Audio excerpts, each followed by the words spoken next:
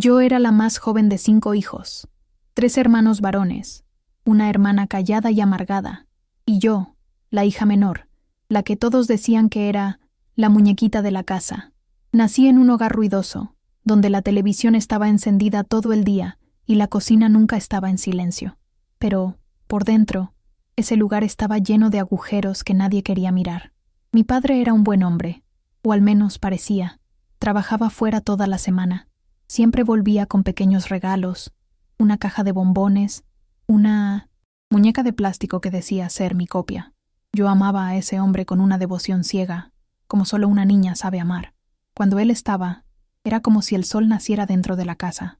En cambio, mi madre era rígida, silenciosa, cansada. Hacía todo lo que necesitaba hacerse. Comida a tiempo, ropa planchada, oración antes de dormir. Pero nunca tenía tiempo para preguntas. Nunca miraba a los ojos por mucho tiempo. Ella decía que el mundo era peligroso y que las niñas tenían que ser discretas.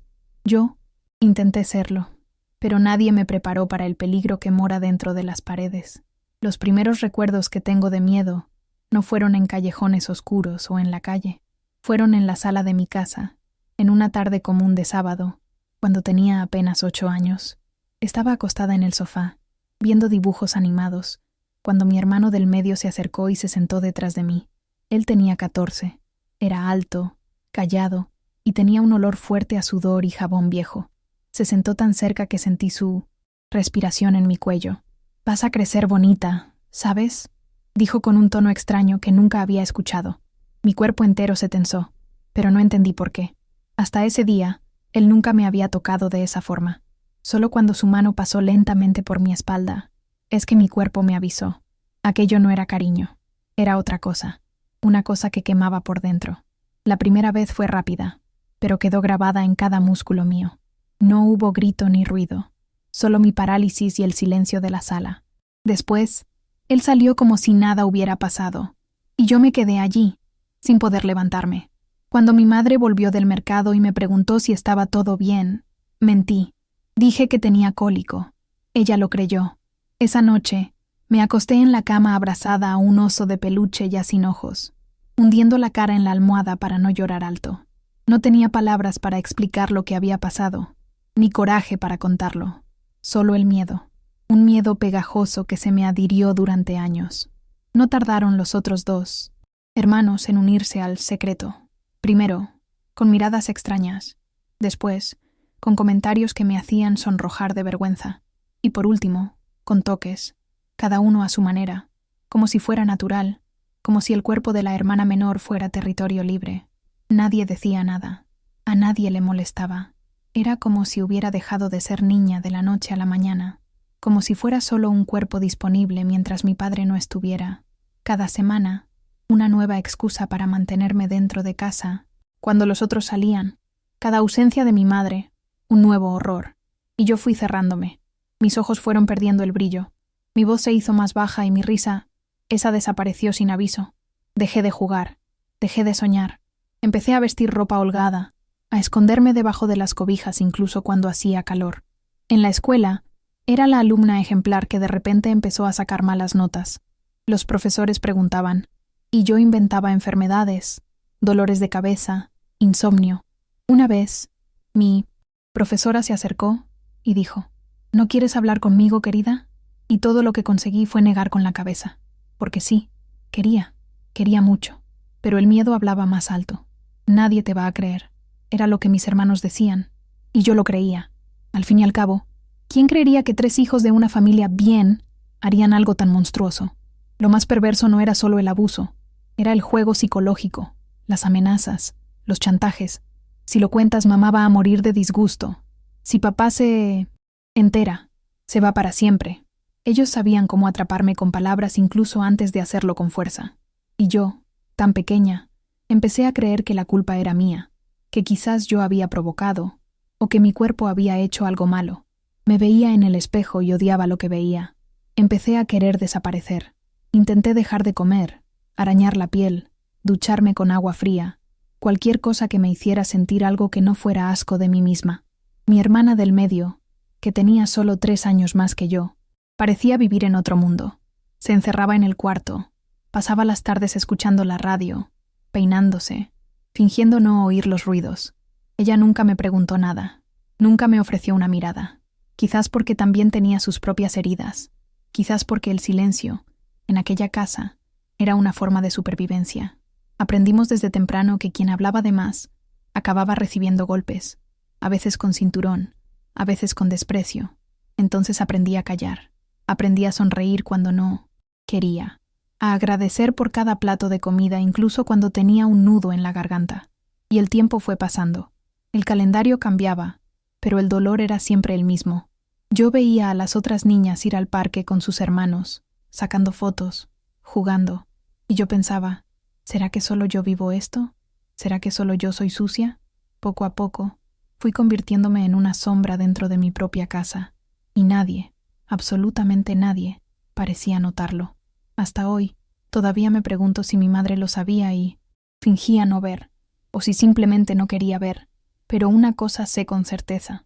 En aquel tiempo, en aquel hogar, mi infancia fue robada, y nadie vino a buscar justicia por mí. Después de un tiempo, el miedo dejó de ser un visitante y pasó a vivir conmigo. Era como si viviera con un animal escondido dentro del pecho, listo para morderme a cualquier señal de alegría. Ya no había días buenos, solo días en que nadie me tocaba, e incluso en esos, no conseguía relajarme. Estaba atenta al sonido de los pasos en el pasillo, al ruido de la llave en la puerta, a la respiración detrás de la cortina. Sabía la hora en que cada uno llegaba, la rutina de mi madre, el tiempo que tardaba en volver del mercado. Mapeaba la casa como quien vive en una zona de guerra. Mi supervivencia dependía de eso, anticipar el peligro, y aún así, no siempre era suficiente. Las amenazas empezaron a tomar otra forma. Un día, Joseph se apoyó en la pared del pasillo y me miró con una calma fría que me heló la sangre. O lo cuentas a papá, diremos que fuiste tú quien intentó seducirnos.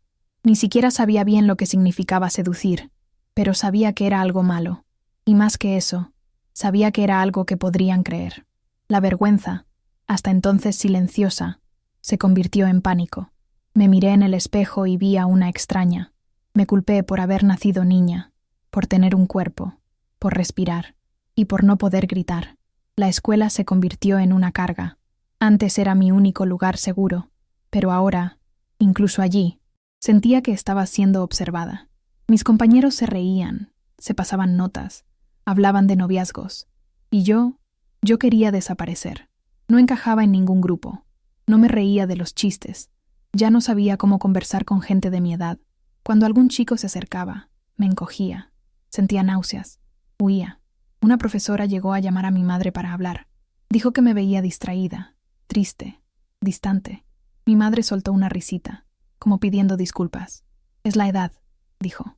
Luis siempre ha sido más sensible. Sensible. Esa fue la palabra que me acompañó durante años. Demasiado sensible, rara, callada. Nadie asociaba eso con lo que estaba pasando dentro de mi casa. Y los abusos se volvían cada vez más violentos, más largos, más planeados. Ya sabían los días exactos en que podían actuar. Sabían que los martes mi madre pasaba la tarde en casa de la vecina, cosiendo. Sabían que los sábados iba al mercado con calma. Sabían que mi padre no volvía antes del viernes. Era como si la casa se transformara en un lugar sin ley, y yo era el blanco principal. No había a dónde correr. Empecé a tener sangrados fuera del periodo menstrual, dolores fuertes, a veces fiebre. Una vez, después de un ataque especialmente cruel, me desmayé en el baño. Desperté con Robert cargándome. Vi en sus ojos algo diferente. Miedo, culpa, tal vez pena. Nos excedimos, le dijo a Joseph, que se quedó callado sin reaccionar. Esa noche, solo le pedí a Dios que me llevara.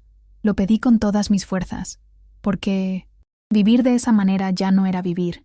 Era resistir día tras día, esperando el próximo horror, sin saber si tendría fuerzas de nuevo. Mi madre seguía ajena, o fingía estarlo. A veces, me miraba por un segundo más prolongado, como si quisiera preguntar algo, pero no preguntaba. Quizás tenía miedo de la respuesta. Quizás prefería mantener el orden aparente de la casa, aunque para eso tuviera que ignorar a la hija que se pudría por dentro. El dolor que sentía no tenía nombre. Era un tipo de muerte en vida.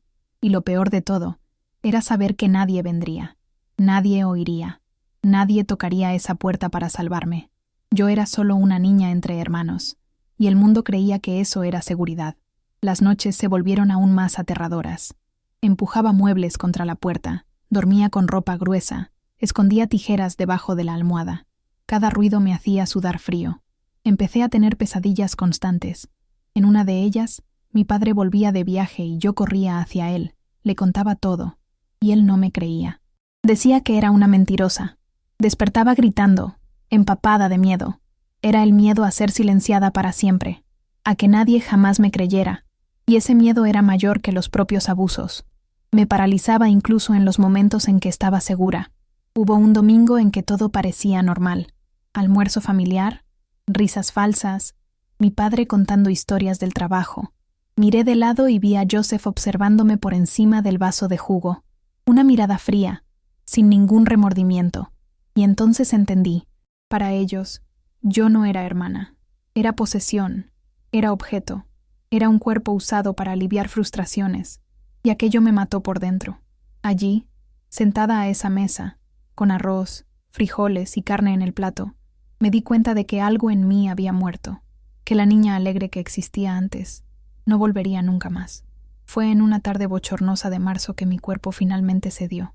Tenía apenas 11 años, pero me sentía como una anciana por dentro. Estaba sola en casa con los 3, como tantas otras veces, y mi madre había ido a entregar unos encargos. Yo ya sabía lo que me esperaba, y aún así, mi cuerpo temblaba.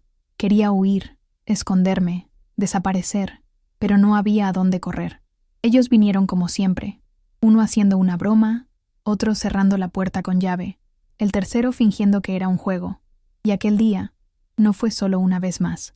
Fue como si quisieran dejar marcas permanentes, como si quisieran destruir lo que aún quedaba en mí.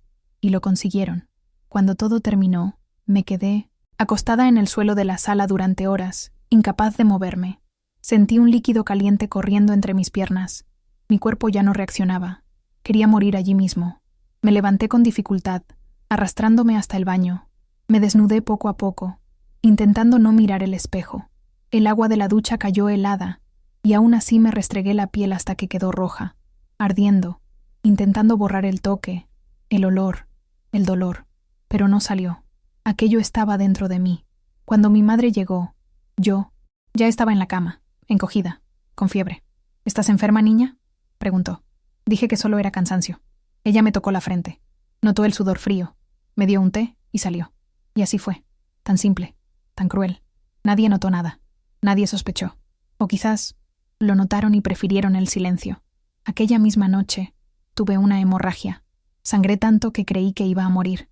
Me aferré a las sábanas intentando contener el flujo, pero nada servía. Sentí la cabeza dar vueltas, el estómago revolverse, el mundo oscurecerse. Me desmayé en el baño. Desperté en el suelo, con la visión borrosa, las piernas débiles, y allí, en medio de aquel caos, quien me encontró fue Robert, el menor. Él entró en pánico. Llamó a los otros 2. Nos excedimos. Está sangrando mucho. Va a morir, gritó. Anthony mandó limpiarlo todo. Joseph limpió el suelo. Me vistieron, me tiraron en la cama y se quedaron en silencio, como si aquello fuera solo un día más. Pero algo había cambiado. Ellos lo sabían. Sabían que habían cruzado el límite. Y aún así, no hicieron nada más que intentar esconderlo. Lo que ellos no sabían era que, por un milagro, o castigo, aquella noche, mi padre llegó más temprano del viaje. Entró en el cuarto como siempre hacía, con un beso, una sonrisa, una caricia. Pero cuando encendió la luz y vio la sábana manchada de sangre, todo se congeló. «Dios mío, ¿qué ha pasado aquí?», preguntó desesperado. Me llamó, me sacudió. Apenas podía abrir los ojos. Solo conseguí susurrar: «Papá, ayúdame». Y me desmayé de nuevo. El resto de la noche es un borrón. Ambulancia, gritos, mi madre en shock, mi padre desesperado, y yo, entre la vida y la muerte. Desperté en el hospital rodeada de voces que no entendía. Médicos hablando de daños internos, salas de enfermería demasiado blancas, el olor a éter. Mi cuerpo dolía por completo, y una frase se quedó martillando en mi cabeza: esta niña ha sido víctima de abuso sexual continuo. Ya no había cómo esconderlo. El médico llamó a la policía. Mi padre Antes calmado y sereno, se convirtió en un huracán. Rompió una silla, gritó a las enfermeras, intentó entrar por la fuerza al consultorio. «¿Quién le hizo esto a mi hija? ¡Lo mato!», gritaba. Mi madre, encogida en un rincón, lloraba como una niña asustada. Yo no conseguía hablar. Mis labios no se movían. Mi garganta se cerraba. Solo conseguía mirar al techo y desear volver a dormir para siempre. La trabajadora social me visitó. Era joven. Tenía ojos amables. Me tomó la mano y dijo que estaba allí para ayudarme. ¿Fue alguien de la escuela? ¿Alguien del vecindario? Y yo mentí. Dije que habían sido chicos en la calle. Extraños. No sé quiénes eran. Ella anotó. Dijo que todo estaba bien, que lo importante era que yo estaba segura ahora. Pero yo sabía que no era así. La amenaza vivía conmigo. Estaba en el cuarto de al lado, en los platos de la mesa, en los pasillos de la casa. Mentí porque todavía creía que, si mi padre lo supiera, los mataría a los tres. Y yo no quería más. Sangre. Solo quería olvidar. Solo quería desaparecer. Estuve internada una semana. Me operaron. El médico dijo que los daños eran serios, que quizás nunca podría tener hijos. Me dijeron eso como quien avisa que va a llover al final de la tarde. Mi padre y mi madre se turnaban en el hospital. Mi madre me peinaba el cabello. Mi padre me sostenía la mano. «Voy a encontrar a quien hizo esto, princesa. Voy a protegerte». Yo quería creer, pero por dentro, algo en mí se había apagado. Era como si una parte de mi alma hubiera sido arrancada. Los días pasaban lentos. Los policías volvieron. Repitieron las preguntas. Y yo repetí las mentiras. No conseguía decirlo. No conseguía ver el rostro de mi padre desmoronarse. Era demasiado para mí. Volví a casa como quien vuelve de un entierro. Todo estaba limpio, ordenado, como si fuera otro lugar. Mi padre pintó mi cuarto. Compró cobijas nuevas. Me dio la llave de la puerta. «Nadie entra sin tu permiso». Él intentaba devolverme la seguridad, pero lo que más necesitaba, él no podía dármelo. El tiempo perdido, la infancia robada, la paz dentro del pecho. Mis hermanos evitaban cruzarse conmigo. Mi madre preparaba mis comidas favoritas, y yo fingía que estaba mejor. Pero todas las noches me despertaba sudando, gritando, con el cuerpo aún viviendo lo que el alma intentaba olvidar. El trauma no termina cuando el abuso cesa. Vive en nosotros. Y allí, en aquella casa, todavía respiraba a mi lado. La vuelta a casa después del hospital fue como entrar en un escenario con los decorados reordenados, pero con los mismos actores y la misma tragedia escondida tras bambalinas. Mi habitación estaba más clara. La pintura reciente aún olía a pintura fresca. Mi padre instaló una cerradura nueva, de esas de llave gruesa, y me la entregó con solemnidad, como si fuera un escudo contra todo. «Ahora nadie entra sin tu permiso», dijo, mirándome a los ojos con un amor dolorido, casi desesperado. Intenté sonreír, agradecer, pero mi boca no acompañaba, porque esa llave era inútil contra los fantasmas que ya vivían dentro de mí. En los primeros días, me escondía en esa habitación, como quien se refugia de una guerra. Mis hermanos parecían haber desaparecido. Evitaban cruzarse conmigo. Salían temprano. Volvían tarde. Cuando nos cruzábamos en el pasillo, bajaban la mirada o fingían estar al teléfono, algo que ni siquiera era común en aquella época. Mi madre intentaba mantener las apariencias. Ponía la mesa con cuidado. Preparaba mis platos favoritos. Me peinaba como cuando era pequeña. Pero su toque me daba escalofríos, como si hubiera desaprendido a ser tocada sin dolor. Había un abismo entre nosotras, un silencio espeso, y ella, quizás por miedo o culpa, fingía no verlo. Mi padre, por otro lado, se convirtió en un investigador obsesionado. Iba a la comisaría todos los días, hablaba con policías, recogía declaraciones, colgaba carteles de «se busca», con descripciones inventadas. Todo basado en mi mentira inicial sobre extraños en la calle. Él quería justicia, él quería sangre, y cada vez que salía con esa mirada vengativa, sentía que tenía un peso más en la espalda. Si él sabe la verdad, mata, pensaba, y eso me paralizaba, porque a pesar de todo, a pesar del dolor, yo todavía amaba a mi padre, y no quería perderlo también. Las noches eran las peores. Dormía con la luz encendida, encerrada, la llave debajo de la almohada. Despertaba al menor ruido, al menor crujido, y cuando despertaba, la pesadilla continuaba. Veces soñaba con mis hermanos riendo mientras me lastimaban. Otras veces soñaba que mi padre lo descubría todo y nos abandonaba. Era un terror constante, un bucle entre miedo, culpa y silencio, y me sentía una sobreviviente sin guerra oficial, sin medalla, sin reconocimiento, solo herida. Fue en una de esas noches que Robert entró en mi cuarto. Había dejado la llave a un lado sin darme cuenta. Me había dormido sin cerrar la puerta. Desperté con el suave chirrido del picaporte. Mi cuerpo se tensó. Contuve la respiración, pero él no avanzó. Se quedó en la puerta, pálido, encogido, llorando. «Solo quería decirte que lo siento mucho», murmuró, «que nunca debí haber hecho lo que hice, que les tenía miedo, que fui un cobarde». Lloraba como un niño, y por primera vez vi al niño que todavía era, solo 2 años mayor que yo, e igual de destrozado. «Vete de aquí», fue todo lo que conseguí decir. Después de aquella noche, él nunca más intentó buscarme directamente, pero notaba que algo en él era diferente. Empezó a evitar a los otros 2 hermanos. Se quedaba más tiempo en la escuela. Volvía solo. Empezó a dibujar. Yo veía los cuadernos llenos de ojos llorando, cuerpos presos, bocas calladas. Él no dijo nada, pero yo lo sentía. Él también había sido víctima de algo. Quizás no de la misma manera, pero había sido arrastrado a un agujero demasiado oscuro para alguien de nuestra edad.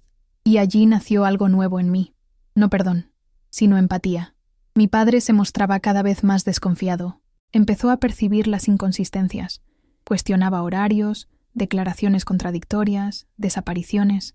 Una noche, oí que discutía con mi madre. «Esos muchachos están escondiendo algo», decía. «¿No lo ves? La forma en que evitan mirarme, cómo se encogen cuando hablo de Luis. Algo muy malo está pasando». Mi madre lloraba en voz baja. «Son tus hijos», repetía. «Son nuestros hijos». Pero él no se convencía, y yo veía en sus ojos una ruptura lenta, como una grieta que se extendía por su corazón. Un domingo por la tarde, Anthony intentó acercarse a mí. Yo estaba en la sala, intentando hacer una tarea de matemáticas, cuando él entró y se sentó en el sofá de al lado. «Necesitamos hablar, Luis», dijo con esa voz falsa que usaba cuando quería manipular. «Todo esto no puede seguir así. Papá sospecha. Robert está enloqueciendo. Tienes que entender. Si lo cuentas, todos nos hundimos. ¿Es eso lo que quieres?» Me quedé paralizada. No respondí. Solo me levanté y fui a mi cuarto. Pero, por dentro, algo había cambiado. Por primera vez, sentí rabia. Rabia que me dio coraje. Aquella noche, lo escribí todo en un cuaderno. Cada abuso, cada palabra dicha, cada día en que mi alma fue pisoteada. Escribí con rabia, con dolor, con ganas de vomitar. Pero escribí. Y cuando terminé, puse el cuaderno dentro del cajón y lo cerré con llave. Todavía no era el momento de mostrarlo, pero necesitaba que la verdad existiera fuera de mí, que fuera concreta, que estuviera en algún lugar más allá de mi cuerpo. Días después, mi padre volvió del hospital con un sobre. Había pedido copias de mis exámenes para enviarlos a un especialista, pero cuando leyó los informes, algo en él se derrumbó. Lesiones internas, historial de trauma repetido, indicios claros de abuso continuo. Llegó a casa con el rostro blanco, tembloroso. Tiró los papeles sobre la mesa. Me miró a los ojos y dijo: «Por favor, hija, dime la verdad». Y allí, en ese instante, supe que ya no podía escapar. «Fueron ellos, papá», susurré. «Mis hermanos. Desde marzo». El mundo se detuvo por un segundo. El silencio de la sala era tan denso que se podía oír el tic-tac del reloj en la pared. Mi padre cerró los ojos. Respiró hondo, y cuando los abrió de nuevo, ya no era el mismo hombre. Era otro, un hombre herido, destrozado. Salió de la sala como un rayo. Minutos después, oí los gritos, el golpe, los muebles rompiéndose, la voz de mi madre suplicando. La confusión explotó como una bomba, y, en medio del caos, me acurruqué, en mi cuarto, llorando, temblando, pero extrañamente aliviada. La verdad había sido dicha. La policía llegó poco después, alertada por los vecinos. Anthony y Joseph fueron llevados esposados. Robert salió al último, sin esposas, pero con los ojos llenos de lágrimas. «Perdóname», dijo antes de subir al coche patrulla. Yo no respondí. No sabía qué decir. En ese momento, solo quería respirar, sentir que lo peor había pasado, aunque supiera que el dolor aún estaba lejos de terminar. En los días que siguieron, La casa se convirtió en un campo de luto. Mi madre lloraba todo el tiempo. Mi padre permaneció en silencio durante días. Yo solo quería desaparecer. Pero al mismo tiempo, algo en mí comenzaba a brotar. Una chispa, un principio de vida. Por primera vez, podía ir al baño sin miedo. Podía sentarme en la sala sin esperar manos empujándome. Podía dormir sin necesidad de cerrar la puerta con llave. Fue entonces cuando descubrí que podía volver a empezar. Todavía dolía, y mucho, pero estaba viva, y ahora, libre. Por primera vez en años, miré por la ventana y sentí el sol calentar mi rostro. Y eso, solo eso, ya era más de lo que creía que tendría algún día. El encarcelamiento de mis hermanos fue como si el mundo hubiera explotado, y al mismo tiempo, se hubiera silenciado. Las paredes de la casa parecían tener oídos, pero por primera vez, nadie me mandaba callar. Era extraño, aterrador incluso, ese nuevo vacío. Un silencio sin gritos, sin amenazas, sin los pasos pesados en el pasillo. Pero el silencio también dolía, porque era en ese silencio donde los recuerdos gritaban. La ausencia de ellos no borraba lo que hicieron, y dentro de mí, todavía había una niña temblando en un rincón oscuro. Mi padre intentó protegerme con todo lo que tenía. Instaló cerrojos, cambió los muebles de lugar, incluso cambió la puerta de mi habitación. Como si pudiera borrar, con madera nueva, los viejos recuerdos. Se turnaba con mi madre en las tareas de la casa, dormía en el sillón de mi cuarto cuando tenía pesadillas. Era como si intentara volver en el tiempo, rehacer la historia, salvarme de lo que ya había sucedido. Pero por más amoroso que fuera, había algo que no podía dar. Mi infancia de vuelta. Mi madre se calló. No decía nada, pero sus ojos siempre estaban hinchados. A veces, la veía mirando una foto antigua de los hijos sonriendo. Otras veces, se sentaba en un rincón de la cocina y lloraba bajito, como pidiendo perdón sin palabras. Nunca me pidió disculpas directamente. Quizás no sabía cómo, quizás pensaba que sería inútil, pero sentía, con el paso de los días, que su remordimiento era como una sombra constante y demasiado pesada para cualquier ser humano. Nos mudamos de ciudad después del juicio. Era necesario. El escándalo se había extendido. La gente cuchicheaba. Los vecinos miraban con pena. La escuela ya no era un lugar de refugio. Yo pasaba por los pasillos con la cabeza baja, oyendo murmullos. Es la niña que fue abusada por sus hermanos. Dicen que el padre casi mató a sus hijos. La madre enloqueció. Ya no podía más. Entonces mi padre hizo las maletas, entregó la casa y partimos hacia una ciudad donde nadie nos conocía. En la nueva ciudad, me convertí en la niña nueva. Y aquello, de un modo extraño, fue reconfortante. Ser solo una desconocida, una chica callada. Nadie sabía lo que había pasado. Nadie hacía preguntas. Y en ese anonimato, empecé a existir de otra manera, todavía tímida, todavía herida, pero con espacio para respirar. Me matricularon en una escuela pequeña, católica, con monjas que hablaban bajo y caminaban despacio. Era todo muy diferente del caos anterior. Y yo, por primera vez, pude caminar por el patio sin miedo a manos detrás de mí. Escribía mucho, páginas y páginas en cuadernos escondidos. Escribía lo que no conseguía decir. Inventaba historias, creaba personajes, reconstruía escenas reales con finales diferentes. A veces, mataba a mis hermanos en las historias. Otras, salvaba a otras niñas como yo. La escritura fue mi primera forma de curación, mi forma de gritar sin hacer ruido. Y allí, en aquel silencio lleno de palabras, fui percibiendo que todavía había algo de mí intacto. Mi voz. Fue una profesora quien primero me vio, no en el sentido físico, sino emocional. Un día, leyó una redacción mía y me llamó a su sala. «Tienes algo diferente, Luis», dijo con delicadeza. «Escribes con dolor, pero también con esperanza». Yo me tragué las lágrimas. Nadie nunca había dicho aquello. Y allí, en ese pequeño elogio, algo se encendió. Un tipo de fe. Fe en que quizás no era solo una víctima, que quizás podría ser autora de mi propia historia. Terminé la escuela con dificultad. Los traumas aún me perseguían. Las pesadillas aún venían. Pero seguí adelante. Entré en un curso de pedagogía, aún sin saber si era lo correcto. Yo solo quería cuidar niños. Quizás por el deseo de proteger lo que nadie protegió en mí. Quizás para garantizar que ninguna niña se sintiera tan sola como yo me sentí. Y en los pasillos de la facultad, entre libros y teorías sobre educación, fui rehaciéndome en silencio. Conocí a John en el segundo año. Era estudiante de ingeniería, tímido, sonriente, respetuoso. Empezamos como amigos. Hablábamos sobre películas, política, música. Él nunca me presionó, nunca quiso saber de mi pasado. Solo quería saber de mí, allí, en ese presente. Y fue eso lo que me conquistó. Cuando finalmente le conté parte de mi historia, pensé que se alejaría, pero él lloró, me tomó la mano y dijo: «Eres la mujer más valiente que he conocido». Nuestra relación fue lenta. Cada toque, cada beso, cada acercamiento era conquistado con paciencia. Yo tenía miedo de revivir traumas, miedo de que él cambiara, pero él nunca cambió. Siempre gentil, siempre seguro. Fue él quien me enseñó que el amor no duele, que el amor espera, que el amor escucha. Y con él, reaprendí a confiar. Nos casamos en 1975. Fue una ceremonia sencilla. Mis padres estaban allí, emocionados. Mi padre me llevó al altar con lágrimas en los ojos. «Venciste, hija», susurró.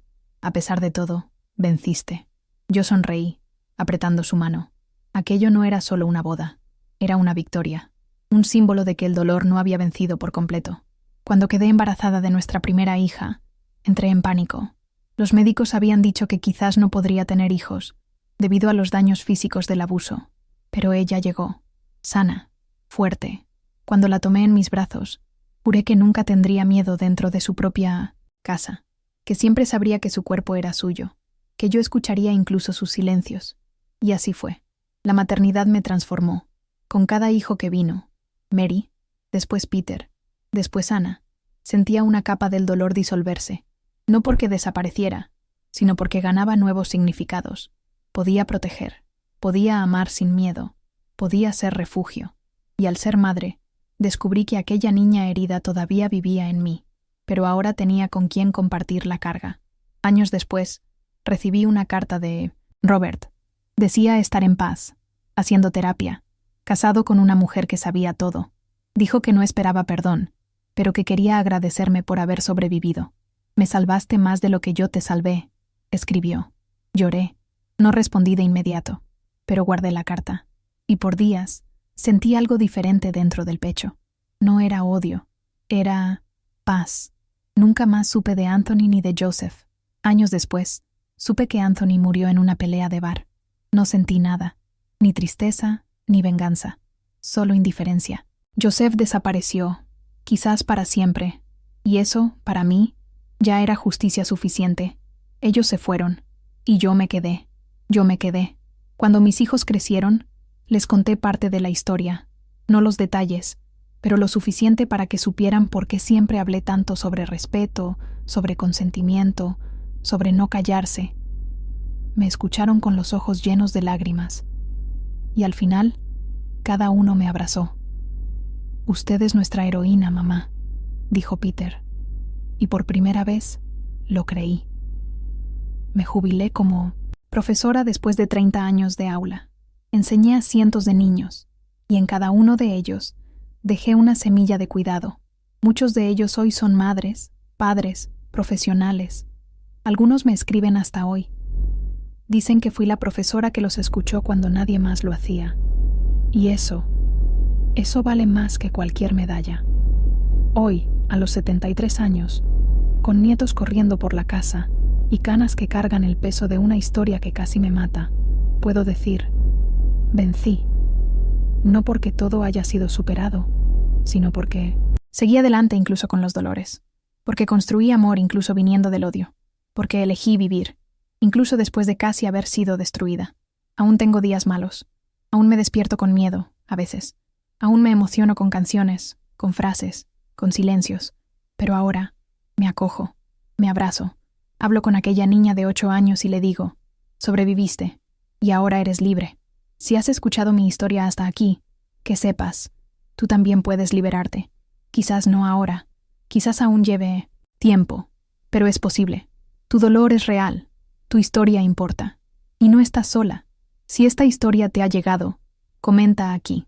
Escribe presente, para mostrar que estás ahí, resistiendo, Compártelo con otra mujer que necesite oír que aún hay vida después del dolor, que aún hay futuro después del trauma.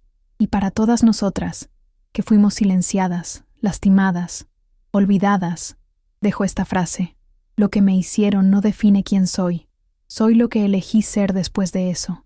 Y hoy, con todas mis marcas, elijo ser libre.